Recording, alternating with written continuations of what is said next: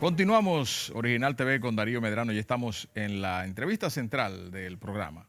Hoy contamos con la presencia de Ricardo Fortuna, vocero del Partido Quisqueyano Demócrata Cristiano, PQDC, partido que anteriormente fue aliado pertenecía al bloque progresista, ¿verdad que sí, Ricardo? Hace unos años ya, sí. Buenas Luego noches, Darío. hubo un rompimiento con el bloque. Así es. Y ahora, ¿en qué está el Partido Quisqueyano Demócrata Cristiano?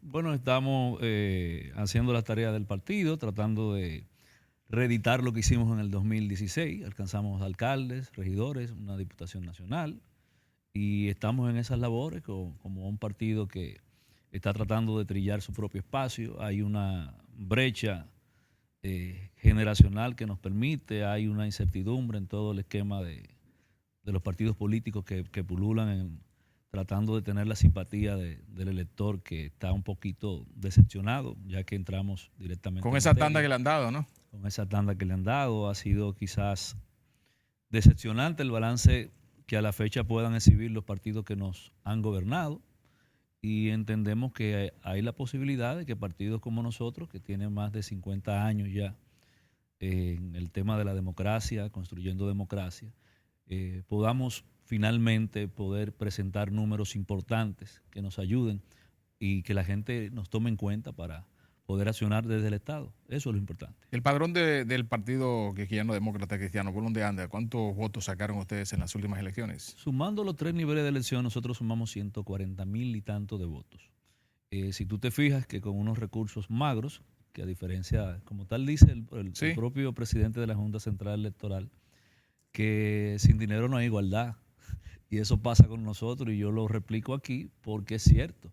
Si un partido recibe 1,000 y tantos millones de pesos para el tema de la campaña electoral y otros te reciben 100, 80, 150 para el mismo fin, es decir, obviamente hay un desbalance. Hay un desbalance Hay inequidad total. social, como en la sociedad, Exacto. mucha inequidad. ¿De cuántos son los recursos que reciben ustedes? ¿Cuánto es el monto? Hoy, por ejemplo, quizás no llegan a los 20 millones de pesos, no estamos en época de campaña, en el periodo ya de campaña electoral aumenta más, y eso te obliga a ti a tener una matrícula a nivel nacional, a hacer actividades, y en el caso, por ejemplo, del PQDC, por decirlo así de manera con mucha responsabilidad, somos quizás el primer partido, y está en los propios reportes de la Junta, que brinda su informe completo del uso de ese dinero.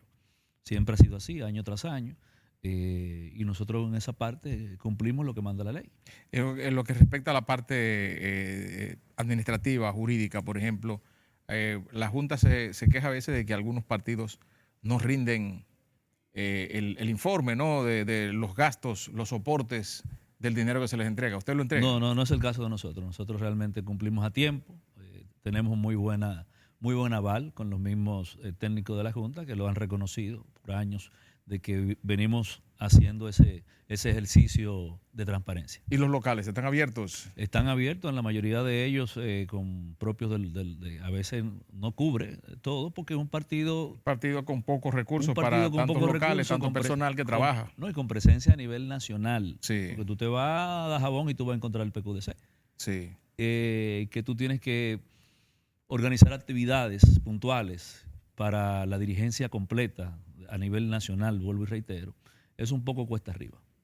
Una cosa, Ricardo, vemos esto de la ley de partidos políticos, cómo ha afectado la credibilidad de algunos partidos y de los congresistas. La gente está hastiada con lo que está ocurriendo y la ley de partidos políticos. La opinión del PQDC en ese sentido, ¿cuál es? Mira, a mí me gustaría que nosotros aprovechásemos primero por el tema de la profesionalidad tuya, de cómo llevas tu labor de periodista, ¿verdad? Y por el respeto que le podamos tener a la gente. Gracias. Con el tema de estas distracciones que siempre surgen. Ahora es la ley de partidos. Aquí lo que hay realmente, Darío, hay una crisis institucional. Esto no es broma. La ley de partidos es una distracción más, pero estamos viendo cómo una pieza tan importante está secuestrada por un comité político de un partido y que ha llevado esa diatriba interna al Congreso Nacional. Y los dominicanos estamos cruzados de brazos a expensas de que un partido decida si conviene la ley como le convenga a una de las facciones Pero al final, lo que tú estás viendo, lo que está por debajo de todo esto, es que hay una gran crisis institucional que no debería de llevarnos entre la patada de los caballos a todos los dominicanos y sobre todo al resto de los partidos políticos que quizás queremos que haya una ley efectiva. Pero provocada por qué esa crisis. ¿Cuál es el problema? ¿Por qué no aprueban la ley de partidos políticos? Ya se está cerrando la brecha de los días de la legislatura, que amplió la legislatura que convocó el presidente de la República. Bueno, tú tienes que en la propia comisión especial que se presentó, que se organizó para el conocimiento de la ley, hay fisuras. Tú tienes que se creó una subcomisión especial también para el estudio de la ley. También hay fisuras. Tampoco ha hecho nada. Esa es la Cámara de Comisiones, no la Cámara de Diputados. Hoy estaban reunidos, no sé cuál ha sido el destino de la última reunión, pero es lo que te digo, Darío, es decir, como un país completo, como un sistema de partidos completo, 26 partidos, están a expensas de que se puedan poner de acuerdo en un tema donde hay temas tan fundamentales como transparencia, financiamiento, equidad, es decir, muchísimos temas que son importantes, que son los que te robustecen, el propio código electoral, para cuándo es que lo vamos a dejar, es decir, cuándo es que lo vamos a conocer. Entonces, esos son, por eso yo hice el introito cuando íbamos a hablar del tema, porque tú dices, bueno, ¿en qué pie que estamos como país? Que no somos capaces de darnos ni siquiera una mínima ley posible para los partidos políticos y que finalmente avancemos. Porque ¿qué tiempo tenemos ya en esto? Vamos a tener desde el... Va a adquirir la mayoría de edad, el proyecto ya. Exactamente. ¿Cierto que no le conviene a los partidos políticos esa ley? No, a los grandes no le conviene. A los grandes. Claro, a los grandes obviamente no le conviene porque un tema de regularizar. Pero que los chiquitos se pueden convertir en grandes después. Bueno, lo importante es que haya un marco donde tú puedas efectivamente crecer como partido político. Como bien tú dices, los chiquitos se pueden convertir en grandes. El PLD era un partido pequeño. Y se convirtió en grande. Y se convirtió en grande. Pero ya los tiempos han cambiado, Darío. Ya tú no puedes entender que el dominicano que tiene acceso total con el tema de las redes y todo eso, que tú lo vas a manipular como cualquier nación subsahariana en África. Ya eso pasó.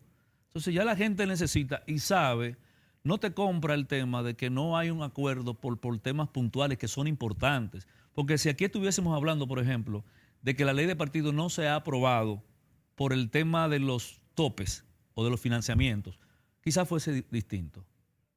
Quizás fuese distinto porque tú no vas a prolongar en el tiempo algunas medidas que quizás te van a cambiar. Pero con el tema del modo de elección, de que sean abiertas o sean cerradas, que es por la coyuntura de dos líderes de un partido político, entonces no tiene sentido. ¿Y por qué no les interesa a los partidos grandes esa ley de partidos políticos? Primero por la regularización, primero por el acceso a los fondos, por el tema del financiamiento. La transparencia, sobre todo. La transparencia, todo eso.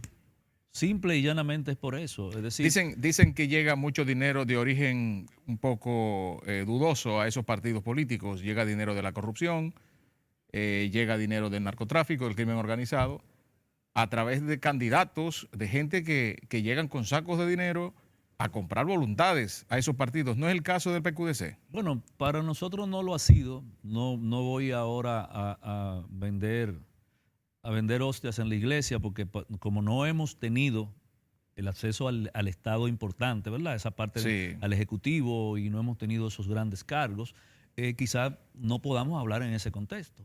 Ahora, en lo que ha sido la administración pública que le ha tocado al PQDC como partido, la impronta están ahí.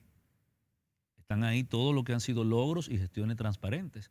Y de hecho, si tú te fijas, y bueno que podamos entrar en ese punto, y lo podemos coligar con otro tema que quizás ya, por eso dije, aprovechando el espacio para que sea quizás de más provecho para todos, en temas que son importantes, con el tema de la dialéctica y de cómo va funcionando y de por qué el dominicano debería de ver con más atención lo que pasa en los partidos políticos. Tú viste, por ejemplo, que en el caso del presidente de nuestro partido, en un gobierno del PLD, tuvo una acusación. Sí. Y en una justicia del PLD no hubo manera de tú probarle la acusación. Había un encono ahí. Claro. ¿Y por qué? ¿Qué pasó? Bueno, había temas que incluso quizás no van a sacar del contexto en que estamos. Funcionarios con cierto poder, vamos a decir, de una manera influyente, movieron y articularon para que ese expediente... Retaliación. Retaliación por un tema personal. Político. No, por un tema pecuniario. Sí. Sí. Pero está ahí. Bueno, pero es que el PQD se rompió con el gobierno. No, pero en ese... Por ahí que anda el asunto. Exacto. No porque rompió, porque quizás la ruptura fue la excusa que tuvo el PLD para sacrificar lo que se entendía iba a ser el inicio de la batida contra la corrupción. Ujú. Pero en el caso de Elías Huesín Chávez, vuelvo y te reitero, en una justicia controlada por el PLD pudo demostrar sólidamente que las acusaciones no tenían sentido. ¿Tú crees que ellos batearon y corrieron para tercera en vez de primera entonces? Así mismo es, así mismo es. Y realmente por eso te digo, y hay elementos ahí que no solamente tienen que ver con la justificación que se le quiso dar, sino con temas personales, detrás de aprobaciones que desbordaban lo que era el manejo institucional en ese momento, y que fue una petición clara que se le hizo al presidente del partido y que no aceptó. Dado a esa situación, le cambió el día. Sí. Entonces ahí le cambió el día y tú viste que inició una serie... ¿Y qué justicia es esa entonces? La que lo juzgó. Bueno, la que lo juzgó es la que lo tuvo que absolver porque no había pruebas contundentes que validaran eso. Pero a mí me gustaría, aprovechando el tiempo, Darío, que si tú te fijas en ese contexto, que lo que es la corrupción como tal, y recordemos que para que la gente que nos sigue en la casa entramos por el tema de la transparencia y el dinero que reciben los partidos políticos. Sí. Entramos al tema. Entonces, por ejemplo, tú te fijas que hay una ola a nivel mundial con el tema de la corrupción y con el tema de perseguir la corrupción y del modelo de transparencia que debe de imperar. ¿Por qué? Porque es muy fácil para cualquiera exigir transparencia desde su casa sin moverse, no tiene que ir a una gran multitud. Tiene la tecnología en las Tiene manos. la tecnología. Entonces, si tú te fijas, por ejemplo, en Argentina, ayer o antes de ayer, la expresidente Cristina Kirchner tuvo que va a un juicio político y es senadora actual. Sí. Por unos pagos que se encontraron de un chofer, de uno de los funcionarios. Sí, pero es una persecución como muy selectiva, porque también lo mismo está ocurriendo en Ecuador con Correa también. Pero es lo que te quiero decir. Nosotros como país no podemos pretender quedarnos fuera de esa ola, porque tú dices que es selectiva, la de Lula también lo puede ser. Sí, claro. Pero está preso. Sí. Tú me puedes decir lo mismo, por ejemplo, con el caso de Panamá, Martinelli. Claro. Pero está preso. Entonces, hay una ola, hay una tendencia mundial a tú, o con razón o sin razón, a tú... ¿Y no será dirigida por los amigos del norte? Esa... No, pero claro que lo es, porque es un tema de conformación. Bueno, ya. Claro que lo es. Es un tema de conformación geopolítica. Lo que pasa es que esos amigos del norte, como bien tú dices, hay casos donde sí tienen y hay casos donde no tienen. Sí, ¿me entiendes? Entonces, en los casos donde tienen elementos suficientes, bueno, que responda el que deba de responder. Sí. En los casos que no tienen, que lo demuestren en justicia. Entonces, en nuestro caso, no podemos seguir sustrayéndonos de los procesos normales que se van dando. Y eso ha pasado aquí. Nosotros pretendemos que el país, que ya esto es una aldea, la aldea global, va a seguir a espalda de lo que está pasando. Tú te fijas como de manera, vamos a decirlo así, tácita, hemos recibido mensajes claros de lo que, como bien tú lo llamas, los amigos del norte, de que pongamos atención a la casa. Pero ¿cómo ha actuado la justicia en este país, sobre todo con la persecución de la corrupción? ¿Ha sido selectiva o está dando en el clavo? No, yo creo que el impacto del momento es demasiado fuerte para correr por la tercera, como tú dijiste ahorita, ¿verdad? Sí. Hay que evidenciar pruebas fehacientes de que se está persiguiendo la corrupción. Pero el primer expediente de Odebrecht parece como que se negoció y volvieron otra vez para atrás. Bueno, es lo que te digo. Es decir, y entonces así no se está dando por el clavo, entiendo yo. Tú estás tratando, por presiones internacionales, factores exógenos, de responder a un llamado puntual que están haciendo.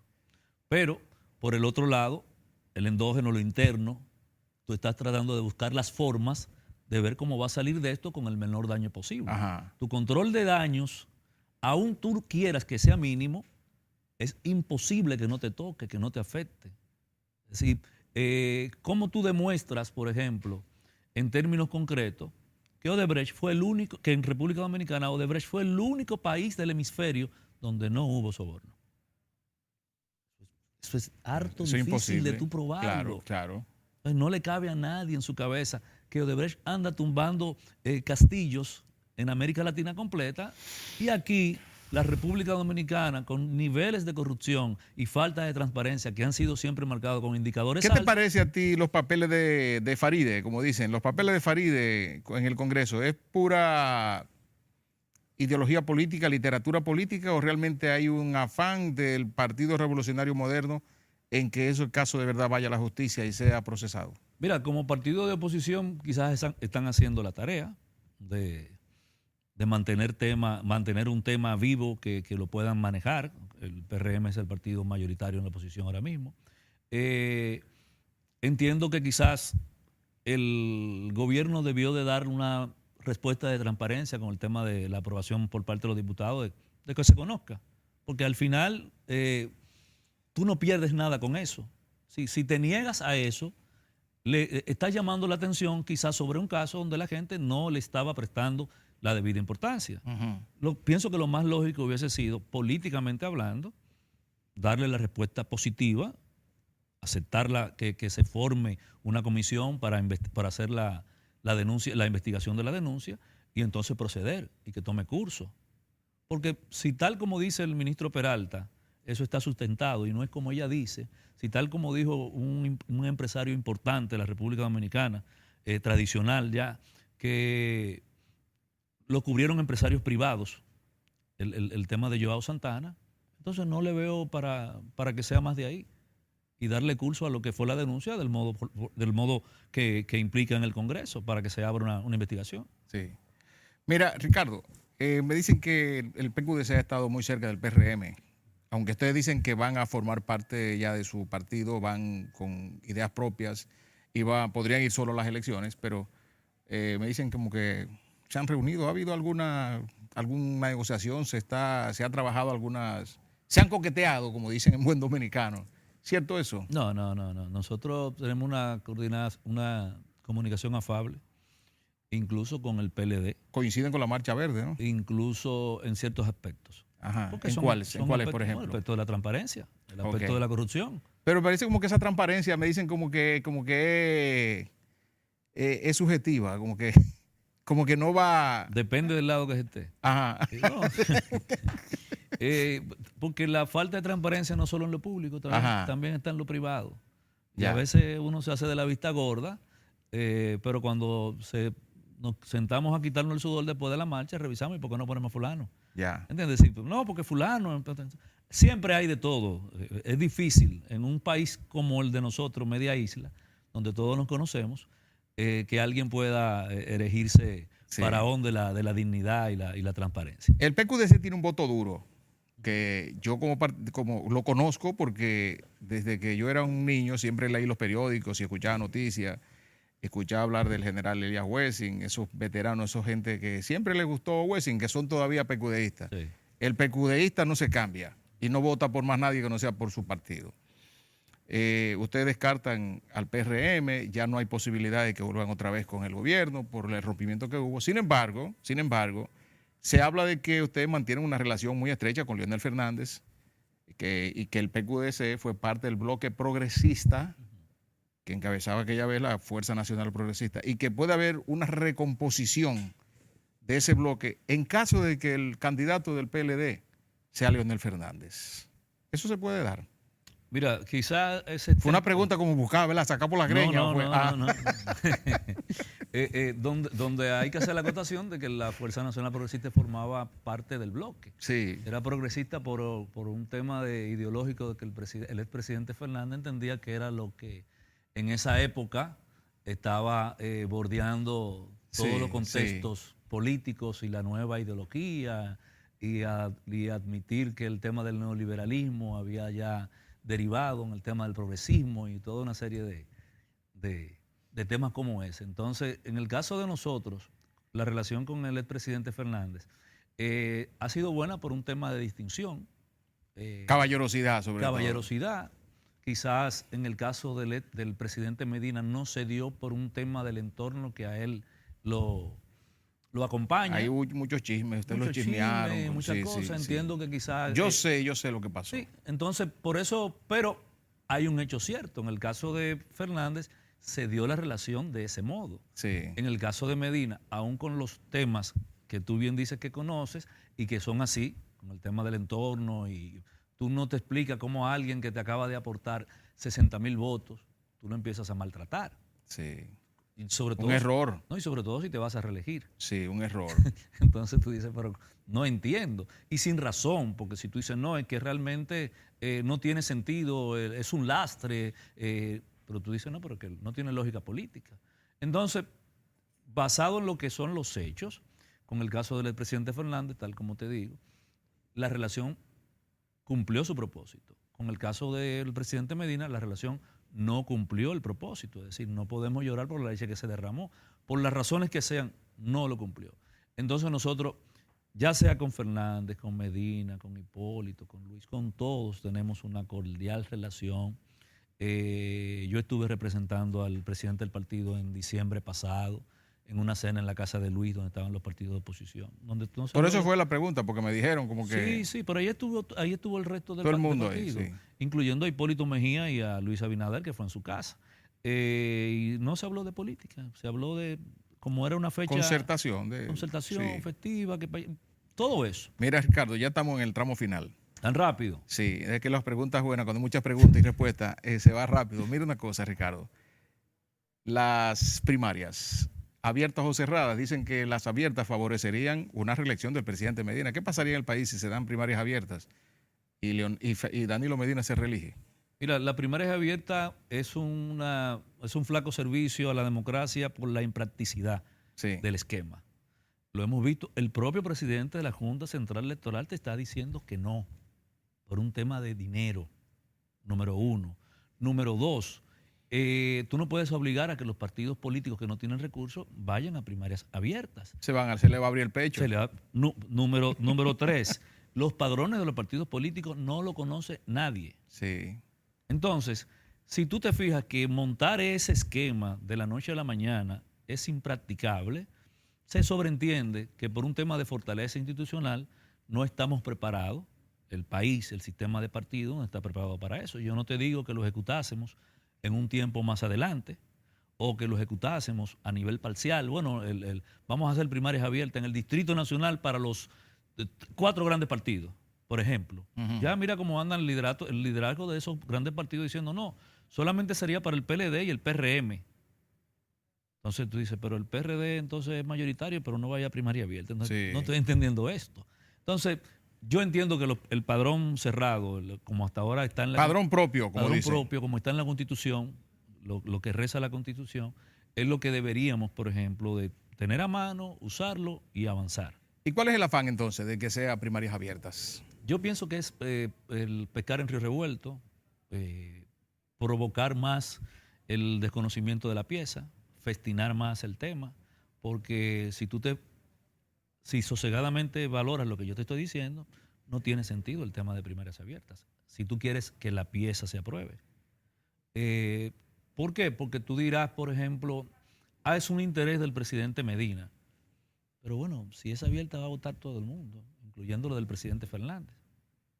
Sí, no le veo tampoco ese interés tal, aún de que pueda haber un manejo tal, porque tú tienes el Estado en la mano y como bien dijo el propio presidente Fernández, el que reparte los sobrecitos. Que tiene los sobrecitos en la mano, ese es el líder. Sí, claro. Entonces quizás... se le aplaude todo. Exacto. Haciendo uso de esa potestad, de ese liderazgo coyuntural, se pueda pretender quizás avasallar a otro contendiente a lo interno. Y el gobierno la economía en el gobierno de Danilo Medina, ¿cómo ustedes la ven? El país, ¿cuál es el rumbo que tiene el país? ¿Cómo lo ve el PQDC? Bueno, dice el gobernador del Banco Central que crecimos un 7.3. 7,5, 7,3. 7,3 en el primer trimestre.